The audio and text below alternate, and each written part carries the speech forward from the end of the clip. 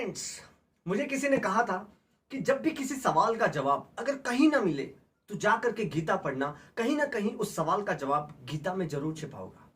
और आज के जो सबसे ज्यादा सवाल है जो लोगों के दिमाग में कि हमारी इकोनॉमी फिर से डेवलप हो पाएगी या नहीं हो पाएगी, बिजनेसेस फिर से रन हो पाएंगे या नहीं हो पाएंगे, पेमेंट रिकवरी वापस ऑन फ्लोर आ पाएगी या नहीं आ पाएगी। तो जब मैंने गीता पढ़ी तो मुझे एक कुदरत का एक नियम मिला। वो नियम मैं आप लोगों से शेयर करना चाहता हूं।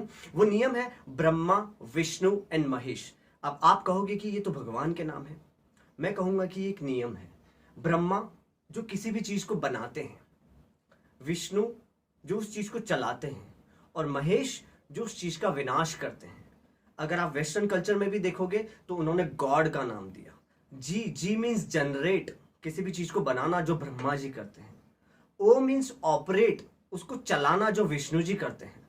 एंड डी मीन्स डेस्ट्रॉय, जिसको महेश जी करते हैं। आज जो ये मैंने शर्ट पहना है वो कभी बना था, अभी ऑपरेट हो रहा है, चल रहा है, और कभी ना कभी इस शर्ट का विनाश होना है। तो लेकिन आफ्टर डेस्ट्रॉय व्हाट, विनाश के बाद क्या?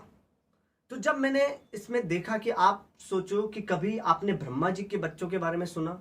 नहीं, शायद नहीं। विष्णु जी के संतानों के बारे में कभी सुना? शायद नहीं। लेकिन महेश की संतान के बारे में हम सब जानते हैं, कार्तिकेय एंड गणेश। गणेश जी जो शुभ शुरुआत के प्रतीक है, एक होप के प्रतीक है। शुभ शुरुआत जो होती है वो गणेश जी से होती है। तो जब विनाश आ जाता है उसके बाद शुरुआत होती है। इतिहास गवाह है, जब फर्स्ट वर्ल्ड वॉर हुआ था तो जर्मनी पूरी तरीके से बर्बाद हो चुका था। लेकिन जब सेकेंड वर्ल्ड वॉर हो रहा था तो जर्मनी सबसे ज्यादा पावरफुल कंट्री थी, लीडेड बाय हिटलर। जब सेकेंड वर्ल्ड वॉर हुआ तो जापान पूरी तरीके से बर्बाद हो चुका था। लेकिन आज आप देखेंगे तो सबसे ज्यादा टेक्नोलॉजी, सबसे ज्यादा इन्वेंशन और सबसे ज्यादा डेवलप अगर किसी कंट्री ने किया है तो वो जापान है। आप इंडिया में देखेंगे तो आपको अगर शायद ध्यान हो कि गुजरात में सूरत नाम का एक शहर है, जहां पे जिसको सबसे ज्यादा अनहाइजीनिक सिटी के नाम से जाना जाता था। एक समय में वहां पे प्लेग बीमारी फैल गई थी, सबसे ज्यादा अनहाइजीनिक सिटी के नाम से जानी जाती थी। लेकिन उसके बाद अगर गुजरात में किसी सिटी ने सबसे ज्यादा डेवलप किया है तो वो सूरत ही है। 2001 में जब गुजरात में अर्थक्वेक आया था तो कच्छ जो डेवलप नहीं था वो पूरी तरीके से बर्बाद हो चुका था। लेकिन 2001 से 2020 तक में अगर आप देखोगे तो सबसे ज्यादा डेवलपमेंट कच्छ में हुआ है।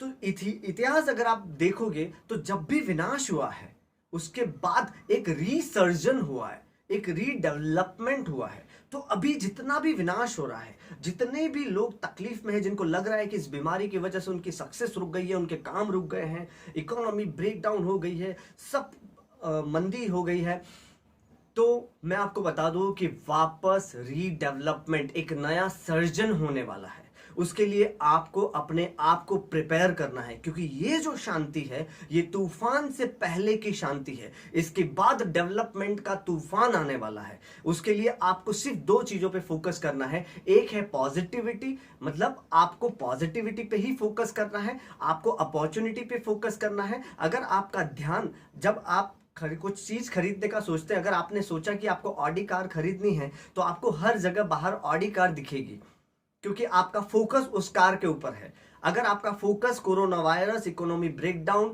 तकलीफों पे रहेगा, किसी से फोन पे आप तकलीफों की बातें करेंगे तो आपको वही मिलने वाला है। तो आपको अपॉर्चुनिटी, पॉजिटिविटी पे फोकस करना है, और दूसरा आपको अपने आप पर और कुदरत के इस नियम पर भरोसा करना है कि सब कुछ अच्छा होने ही वाला है। इसलिए गीता में लिखा है कि जो हुआ है वो अच्छा हो रहा है, और जो होगा वो भी बहुत अच्छा होगा। तो आपको कुदरत के उस नियम पे भरोसा करना है। उसके बाद अपने आप को इसके लिए तैयार करना है, नई चीजें सीखनी है, लर्निंग पे ध्यान देना है। फिर देखो जब डेवलपमेंट का तूफान आएगा तो ये जितना बर्बाद हो रहा है, जितनी तकलीफें हो रही हैं, उससे 10 गुना ज्यादा हम सब लोग तरक्की करने वाले हैं। अगर आप इस चीज को बिलीव करते हैं और नहीं करते तो आज से बिलीव करना शुरू कीजिए। फिर देखो उस डेवलपमेंट के तूफान में हम सब लोग कैसे डेवलप करते हैं। Thank you so much.